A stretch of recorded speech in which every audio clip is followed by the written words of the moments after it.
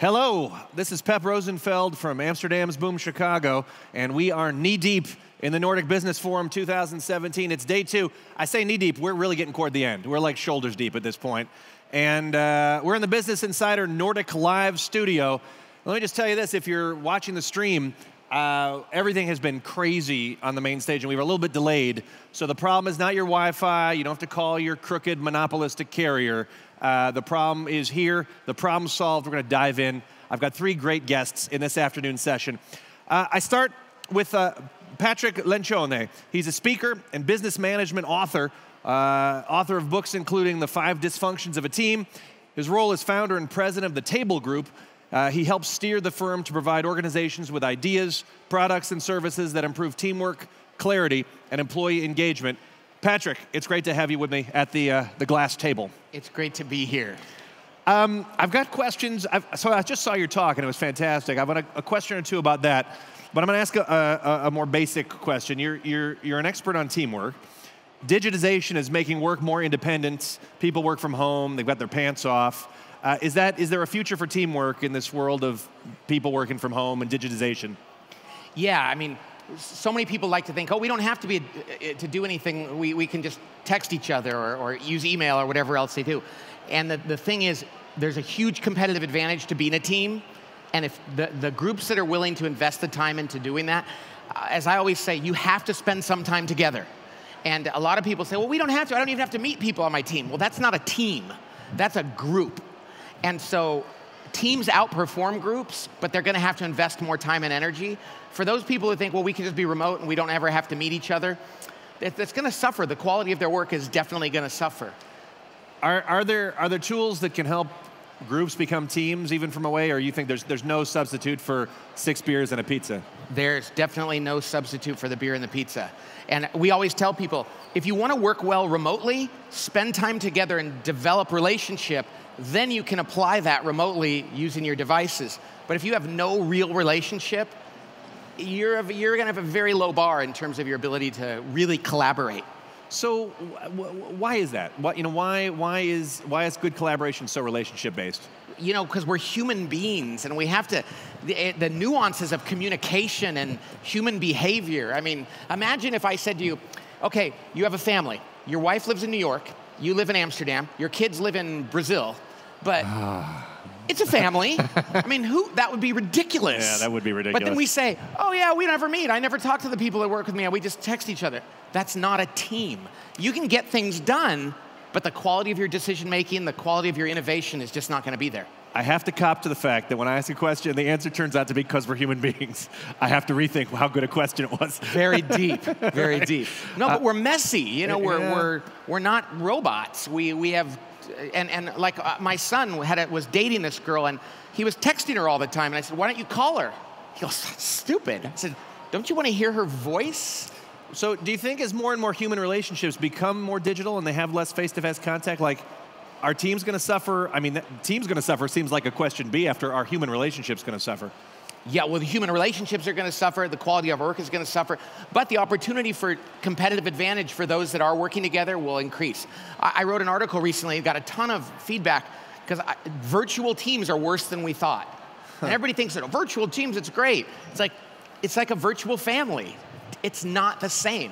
I kind of feel like virtual plus anything, just by definition, it's virtual. It's virtual. Not the thing you're trying to make. Exactly. Yeah. Speaking of virtual, we chatted before the cameras were rolling, and you told me that The 5 Dysfunctions of a Team is a fictional book. That was a shock to me, I assume. Yeah. So tell me about using fiction to teach facts. So I came up with an idea years ago. I didn't know I was ever going to be an author. I'm an accidental author. Somebody heard my idea about leadership. They said, you should write a book about that. So I said, okay, but so many of the business books I pick up, I don't actually read. So I thought, I want somebody to read the whole thing. And I was a screenwriter in a previous life for fun, so I said, I know, I'll make a story where I explain the lesson through realistic characters. Hopefully people will keep reading it because they want to know how it's going to turn out, and in the end, I'll summarize it. We had no idea how that was going to go, and now all of the books I've written have been fiction but one. And do you find anybody ever kind of, once they find out it's fiction, they sort of oh, I want to go have my cocktail with someone else? I think there's probably 1 out of 10 that say, that must not be real. And then I did write one nonfiction book called The Advantage, and a lot of people said, oh, that's my favorite one.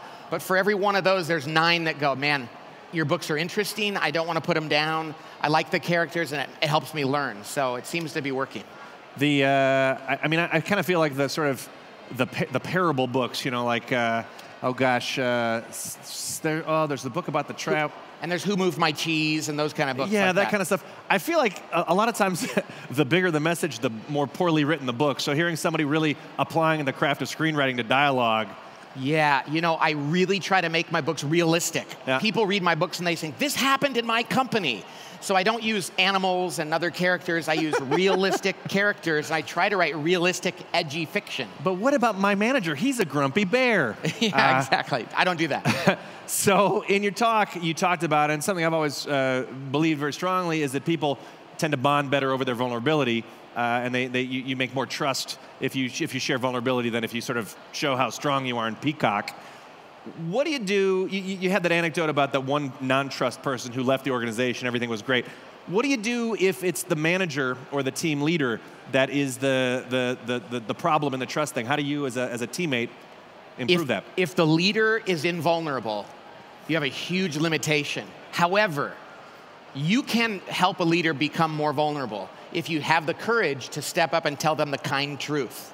If you help them realize you're not doing yourself any favors by being this way, and I care about you, and I'm not telling you you're a terrible person, but I think this would be better. Leaders can change. But if a leader is really committed to being invulnerable, and they can't admit when they're wrong, and they can't acknowledge their issues, that's a ceiling on how well that team can do. That is, so try first. Either know you're limited or get out of the team. Yeah, the prayer of, God help me to understand what I can change, what I can't, have the wisdom to know the difference. Or I heard that first as the alcoholic's prayer. Is it? I think it is. The Serenity Prayer, I think, comes from AA. That was a Christian program. It started out in the church. Because it's a great prayer, and I want to believe in it, but I also enjoy drinking, so I just hope that I hope that's okay. So what about the other way around? What can leaders do to help their teammates be more trusting, more invest that vulnerability, trust in each other? What can leaders do to foster that? Here, another prayer is, St. Francis said, seek to understand more than to be understood. The more you know about a person, the less likely you are to judge them. So we use the Myers-Briggs or the DISC profile. And once you know that, you actually do this for a reason, I'm an ENFP. So when I have a hard time focusing, that's in my description. And instead of somebody going, you're flaky, they're going to go, oh, you're an ENFP. Stop doing that, please. And I'm like, thank you for helping me. Whereas if they didn't know that's why I was the way I was, they would think, oh, you're disrespectful. Or if another person is an ISTJ, they can be kind of rigid. And you think, you're just kind of grumpy. And it's like, no, I'm an ISTJ. I really don't like to change. When you understand why a person acts the way they do, you're much less likely to judge them and enter into good conversations with them. Yeah, I've talked to a lot of teachers that talk about the different learning styles people have. That's all Myers-Briggs, but with a different name on it. But yeah. Well, and with my own children, I look at them and I get frustrated at some of the way they learn. It's like, that's how God made them. So if I can understand. Now, at the same time, sometimes we have to override that, because in life, you can't always do everything the way you want to. But certainly, if you're managing somebody or working with somebody and you understand how they're wired, it's a lot easier to help them. So it's funny that you mentioned the St. Francis prayer. I learned that statement, seek first to understand, then to be understood, from Stephen Covey. I didn't know it was a prayer. I just thought it was one of his habits. He snuck a prayer in on me. There you go. I know you've done you've done work with companies where you've really gone in there and helped them change their culture, become more. Can you give us an example of what's worked and what companies can do without you there? What I do is I sit down with, let's say, with the CEO and the executive team, and we go deep on the behaviors to get them to be more vulnerable and enter into conflict. But then we help them exercise that, not around catching each other falling out of a tree or hugging or something. We actually help them solve real-world problems in their organization, and then we watch to see how they demonstrate vulnerability and conflict in those things. And is there a baseline somehow where you kind of try and have them solve something before you guys? Well, that's a great question. The baseline is they take a survey, which is our online team assessment, and then 6 months after we work with them, we look at what it looks like after that. That's fantastic. It sounds like a lot of teams could benefit from that kind of. But let me ask you this: you can't be everywhere. Let's say it's my company. We've got a trust problem. What's the one thing I can do today to make a difference for my team? you go first in demonstrating vulnerability. Show your vulnerability as a leader, Yeah. and then everybody will know it's a safe space for them. I don't know how you're going to react to this, but I know this is my issues. I want some help on this. I want you guys to know you can talk to me about that. But I can't be everywhere. That's why we have like 50 consultants around the world. In fact, we have Belgium, Denmark, Great Britain. So to be clear, Patrick can't be everywhere, but you can hire someone who's not Patrick to be anywhere. Who's probably better than I am anyway. I don't know about that. Hey, thanks a lot. We're out of time, but this has been fascinating. Thank you very much. It's great to be here. It's great to meet you too. Thank you. Patrick Lencioni, folks, he can't be everywhere. Perhaps he can be with you, and maybe if he can't be there, someone else can be there with you. I've also learned a little bit about what prayers go with what organizations, and I feel a little cleaner about that right now. Next up in the wooden chair, I'm going to be speaking to Laszlo Varro. Laszlo is a Hungarian national who's worked in the IEA since 2011, has been named the agency's new chief economist. Varro is leading the Economics and Investment Office, or EIO, if you will, and I certainly will.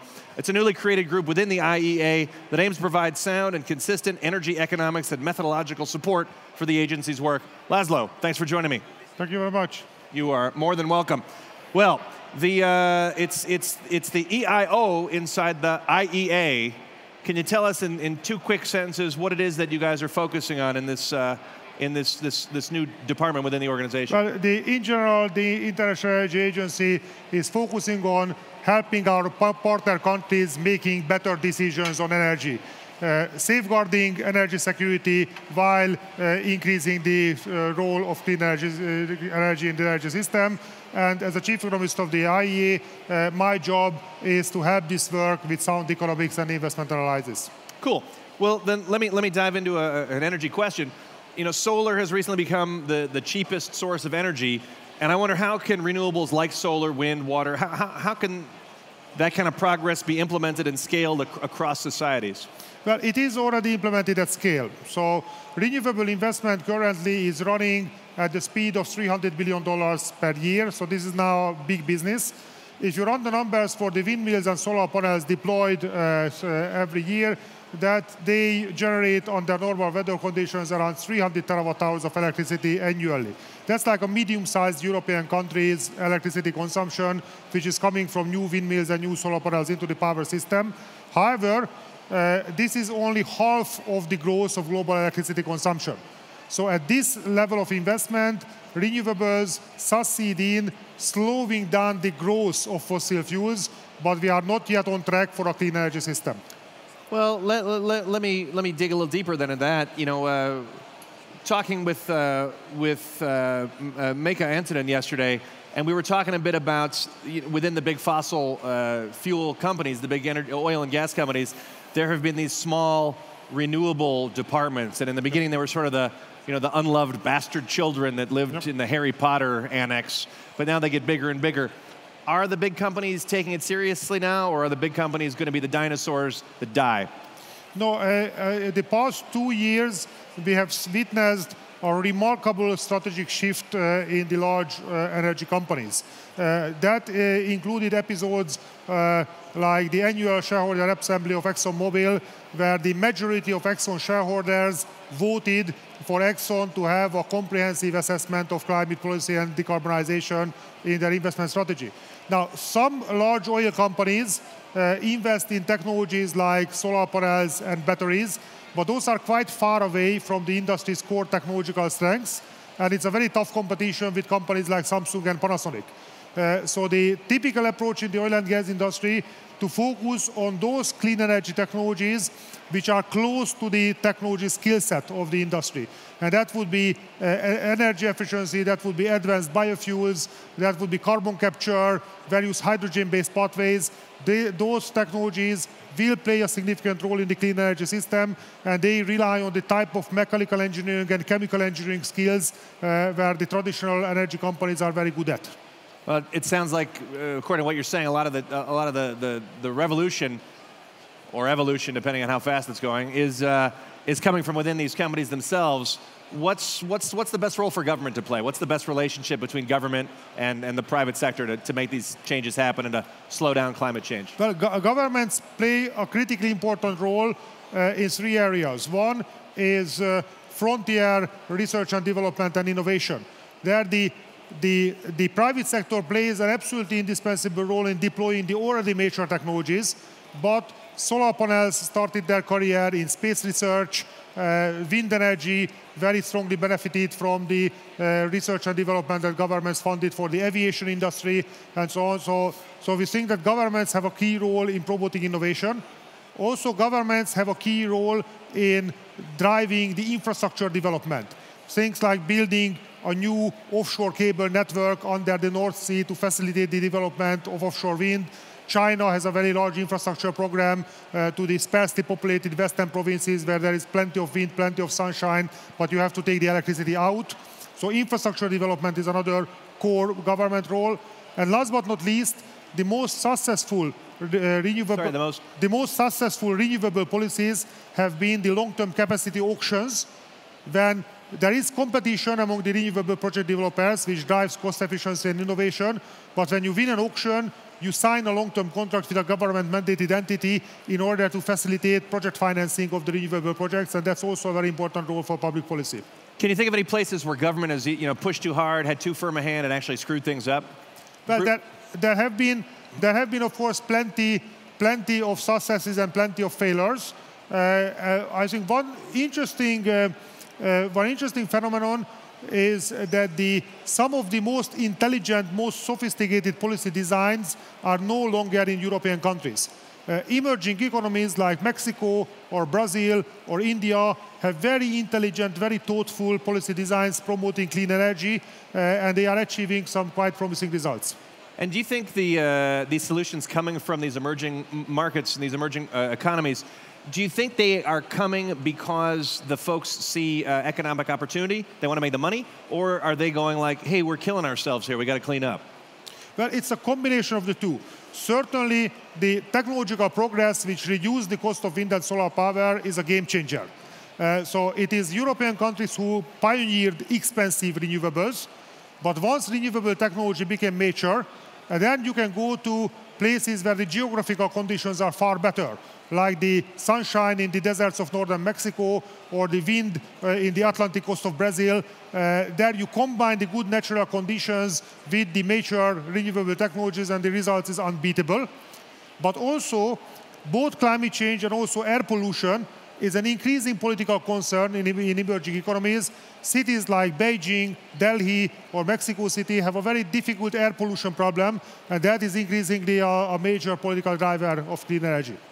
It must be. It's nice to be in a country where there's weather change happening. It affects the country, and the government of the country wants to change. Yes. That's not the case where I come from originally. So yesterday, Mika mentioned that sometimes organizations will present a scenario where, like, oh, we have to avoid this much change, like 2 degrees of global warming is what he was talking about, but that turned into a miscalculation and it sent the wrong message. Do you have that sort of concern about a governmental organization sending out the wrong message when it has a specific number, a specific prediction? Well, from our point of view, we don't try to reinvent the wheel in climate science. So we take the consensus of climate science and we translate that to energy fundamentals. So we run the numbers for certain carbon budgets and our most ambitious pathway is a carbon budget of 750 billion tons, which would be essentially a strict and ambitious implementation of the Paris Climate Agreement, and essentially reaching a fully decarbonized clean energy system by the middle of the century. We did the detailed technology analysis for such a pathway. It is technologically feasible, but it is outside the current political comfort zone. Understood. So certainly governments have to do more to get there. Well, let me ask you one last question, and I think it's a comfort zone question, which is, how do you take the lessons where you are and spread them around to other markets, to other countries? Well, we are an international organization which is opening the doors. Originally, the IE was set up for the OECD countries, so Western Europe, United States, Canada, Japan. In the past 2 years, the core of our activity has been to bring in the key emerging countries into the IE family. So now we have an association agreement with China, an association agreement with India. Just this week, the Brazilian government announced that they signed an association agreement with the IEA. We have a joint work program with these countries, a permanent office in Beijing. So we engage with the energy ministries, we engage with the leading universities, and we also engage with the private sector in these countries. Laszlo, that's fantastic and that's exciting. It's great to see this good work spreading all around. I'm afraid that's all the time we have, so I want to thank you very much for joining me here, and you enjoy the rest of the event. It's running out, so go spread yourself around. Thank you. All right, Laszlo, we've found out quite a bit. Yeah, you guys can clap. We've got a studio audience here, and it's the least comfortable studio audience you can imagine because everybody is standing hunched over tables without chairs. So it's a mix of cocktail party and studio audience. And then we found out that there is a great balance between government and the private sector, and then in a lot of cases the government is making things better. The hand is not so firm. My last interview of the day, my last guest at the table, and dude, you're right in front of the camera. He's right in front of the camera. He's right in front of the camera, right? Yeah, it was terrible, right? It was terrible. You're not actually on camera yet. Now you are. Well, my final guest of the day, though there will be one more later, I'll be more specific about that, is Nick Vujicic, who just dominated. He blew up the room over there.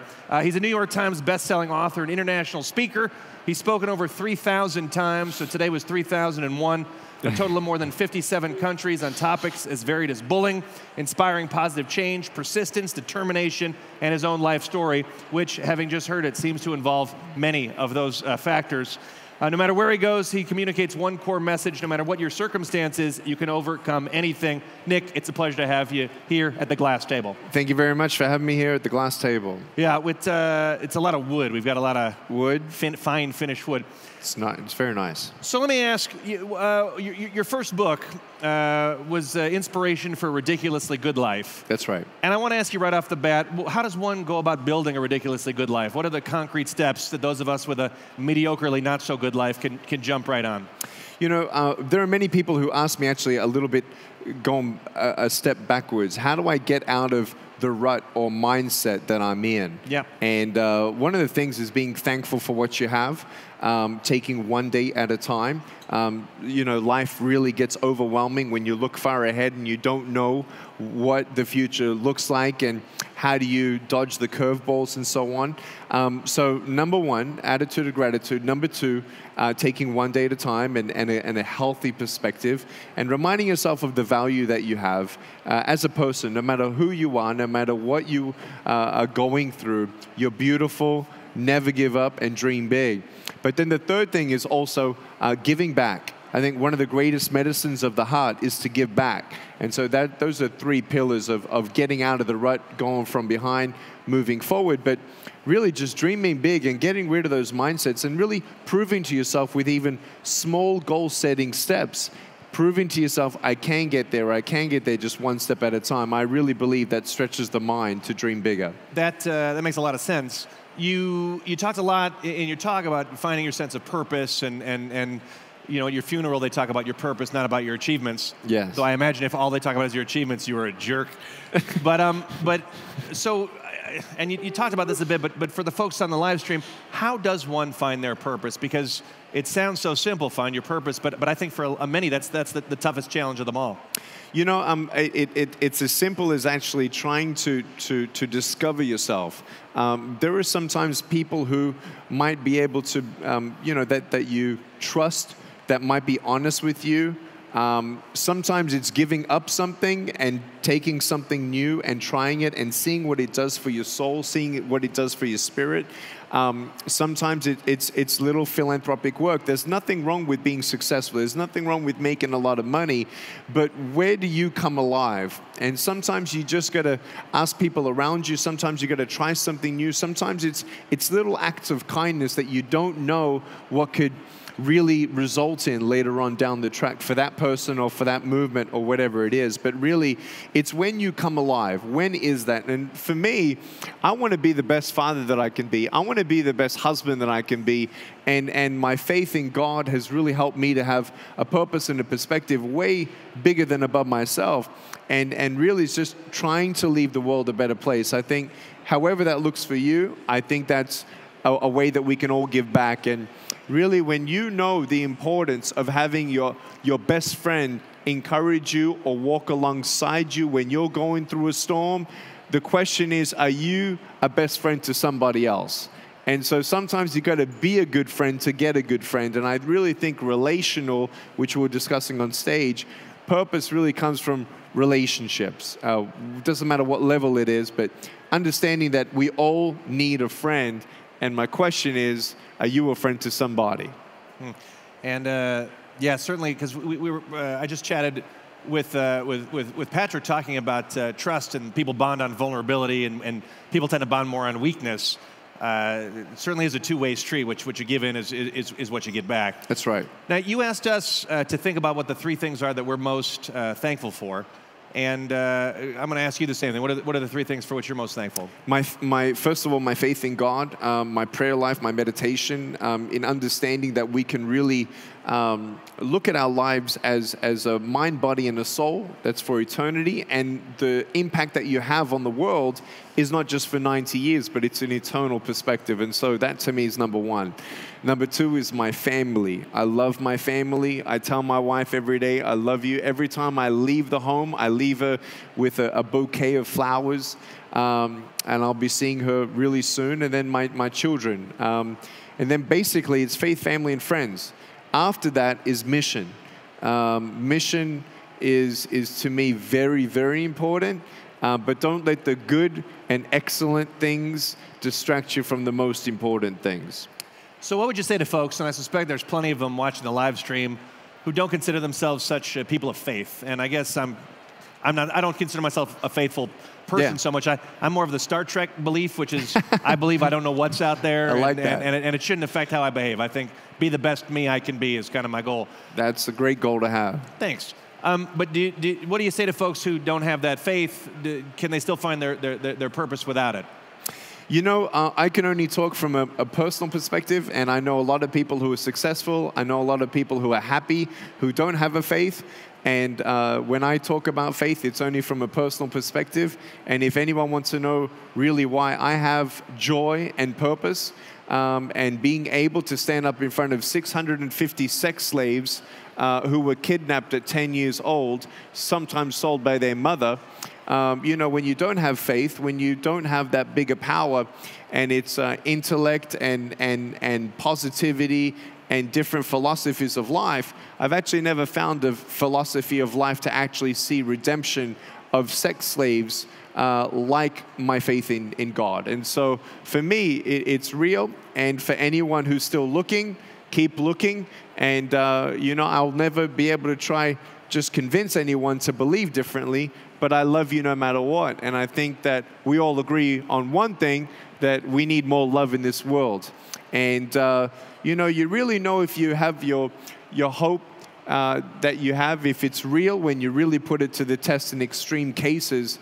And those are the extreme cases that I put my faith implemented in, and I've seen the power of some of these slaves now not only get a job for a car or for a house, but really they save up $700 US to go back and rescue another slave and adopt them as another sister. And so for me, faith is important, and I understand that faith may not be important for everyone, but if anyone wants to know why I smile and why I have a joy, it's because of my faith. But keep seeking, keep going, and I know a lot of people are doing great things without faith. And so let me tell you, there are more people who talk about God and the love of God and really should put love in action instead of just saying a religion or identity. It's really love. The greatest thing that should be put into action is love, no matter where you get it from. I agree. I'm a big believer that love is best defined as a behavior, not as a feeling. Anybody can say, "Oh, I feel like I love you," but you know, until I love that. It's a lifestyle. It's a decision. You know, even in marriage, it's when you put someone and their needs above your needs. And that's a daily process that I want to get better at as well. I could probably use a little work there too. And honey, if you're watching, I'm really sorry. I love it. I will bring you flowers. It's so good. I swear to goodness. So good. So he's blushing. Well, because I feel like a jerk. It's one of the things you said before is like, take 15 seconds thing. When's the last time you gave your wife flowers? And I was like, ooh, I've done a lot of nice stuff, but damn it, she likes flowers, and I didn't get her any. I suspect for a lot of folks that hear you speak and find inspiration in the words you say that you're a bit of a hero and an inspiration for a lot of people. Are there folks that you would call your hero or in whom you've found inspiration? First of all, my wife, she has such an incredible story. That's why she gets all the flowers. That's why she gets all the flowers and more. But we wrote a book called Love Without Limits, so people can never give up on true love. I think a lot of people have been discouraged about that, but she really is an incredible soul, the most incredible soul I'll ever meet. So she's my biggest inspiration. Of course, during my childhood and adolescent years, my parents were really my pillars as well and strength. But there was a guy called Philip Toth that at age 22, out of San Diego, California, I met him when I was 19. He actually had Lou Gehrig's disease. And he was given 3 months to live. And he lived for 5 years. And he didn't mumble and grumble and complain as his body slowly shut down. He actually used a laser technology assistance where he could actually move his head, type on the computer, and start his own website to encourage, through a blogging, to encourage other bedridden people. And at the time that I met him, he couldn't talk, he couldn't walk, and he blinked through the alphabet to tell me what he wanted to say. And when I first met him, like, what do you say? What do you do? And he looked at me and he gave the biggest smile of all. And I'm like, oh my God, that smile changed my life. And knowing that guy can't talk, can't walk, he can't go on a plane, he can't do what I do. And at that time, it was before I decided to be a speaker, but I thought to myself, if this guy can't walk, can't talk, he's changing people's lives and encouraging other bedridden people to not lose hope. What am I doing in my life? And that was like, okay, I'm going to dream big, because this guy, he's one of the biggest dreamers of my time that I could ever meet. Nick, you're dreaming big, you're acting big, you're speaking big. It's a pleasure to meet you, and thanks for being here. I'm afraid that's all the time we have, but it was great to meet you. I appreciate that. Can I just encourage you all to follow me on Facebook? You'll find me. We have about 9.5 million followers on Facebook. I really love you all. Go to attitudesaltitude.com for any more information. You guys have been awesome. It's such an honor to share the stage with so many people here, and thank you very much for the awesome interview. Thank you, Nick. And let me say this, you can follow me too, because I don't have anywhere near that number of followers. That'd be awesome. That is the last, that's the last interview we're going to do here in the live studio for now. Now, when we're back, I will be gone. You'll be in the capable hands of Tom Turula. He's the editor-in-chief for Business Insider Nordic. I know the title sounds very formal, but please, if you're watching at home, leave your pants off. He's a fun guy, and you'll have fun with him. He'll be talking to Boyan Slat. I want to say thank you guys very much for joining me on the live stream. I'm Pep Rosenfeld. If you are in Amsterdam, come to my theater, Boom Chicago, and we can see each other face-to-face instead of face-to-stream. Thanks very much. Bye-bye.